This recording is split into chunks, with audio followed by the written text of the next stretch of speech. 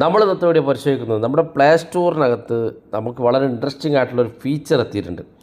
വളരെ വ്യത്യസ്തമായിട്ടുള്ള ഫീച്ചറാണ്. നമ്മൾ ഏതെങ്കിലും ഒരു ആപ്പ് അൺഇൻസ്റ്റാൾ ചെയ്യുമ്പോൾ സാധാരണ ആ ഒരു ആപ്പ് ഇതുപോലെ ലോങ് പ്രസ് ചെയ്ത് അൺഇൻസ്റ്റാൾ എന്നുള്ള ഓപ്ഷൻ ക്ലിക്ക് ചെയ്ത് നമ്മൾ അൺഇൻസ്റ്റാൾ ചെയ്യും.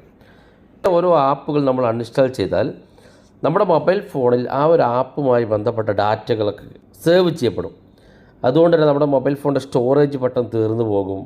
മാത്രമല്ല നമ്മൾ ഈ ഒരു ആപ്പിന് കൊടുത്തിരിക്കുന്ന ഡീറ്റെയിലുകളൊക്കെ അതേ ആപ്പിൽ തന്നെ സേവായി കിടക്കും. അപ്പോൾ ഒരു ആപ്പ് നമ്മൾ അൺഇൻസ്റ്റാൾ ചെയ്താലും അതിനകത്തുള്ള ഡാറ്റ അവിടെ ഉണ്ടാകും.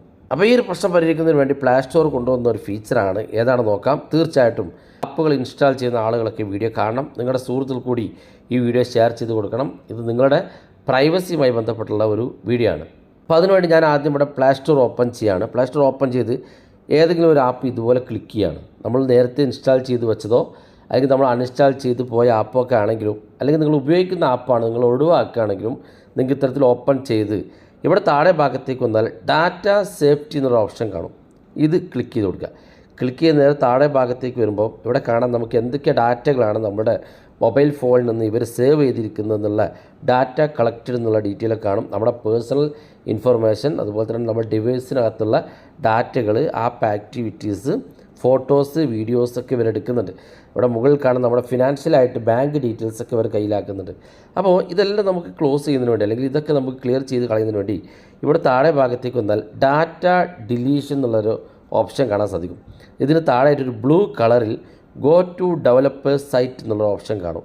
ഇത് ക്ലിക്ക് ചെയ്ത് കൊടുക്കും. നിങ്ങൾ ആദ്യമായിട്ട് ഓപ്പൺ ചെയ്യുന്ന സമയത്ത് നിങ്ങളുടെ ഇമെയിൽ ഐ ഡിയോ പാസ്വേഡൊക്കെ ചോദിക്കും. നിങ്ങൾ ആ ഒരു അക്കൗണ്ട് നിങ്ങൾ ഇമെയിൽ ഐ ഡി കൊണ്ട് ലോഗിൻ ചെയ്തതാണെങ്കിൽ ഇമെയിൽ ഐ ഡി ഏത് ഇമെയിൽ ഐ ഡി ആണെങ്കിൽ അത് സെലക്ട് ചെയ്യാം.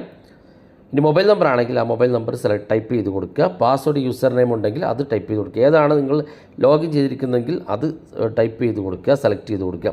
ഞാൻ ഓൾറെഡി നേരത്തെ ഓപ്പൺ ചെയ്തുകൊണ്ട് തന്നെ ഞാനത് നേരത്തെ കൊടുത്തിട്ടുണ്ട്. അങ്ങനെ ലോഗിൻ ചെയ്ത് നമ്മൾ ഇവിടെ വരുമ്പോൾ നമുക്ക് ഇതുപോലെ കാണാൻ സാധിക്കും. ഇവിടെ താഴെ കാണുന്ന ഭാഗത്ത് I want to permanently delete my account എന്നുള്ള കാണാൻ സാധിക്കും.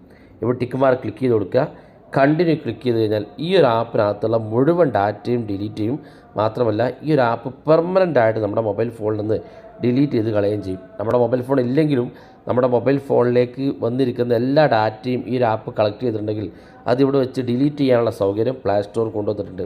അപ്പോൾ മൊബൈൽ ഫോൺ ഉപയോഗിക്കുന്ന ആളുകളൊക്കെ ഇത് പൂർണ്ണമായിട്ട് ചെയ്തു വെക്കുക. നിങ്ങളുടെ സുഹൃത്തുക്കൾ കൂടി വീഡിയോ ഷെയർ ചെയ്ത് കൊടുക്കുക. ഇതുപോലുള്ള വ്യത്യസ്തമായ അറിവുകളുമായി നമുക്ക് അടുത്ത വീഡിയോയിൽ കാണാം.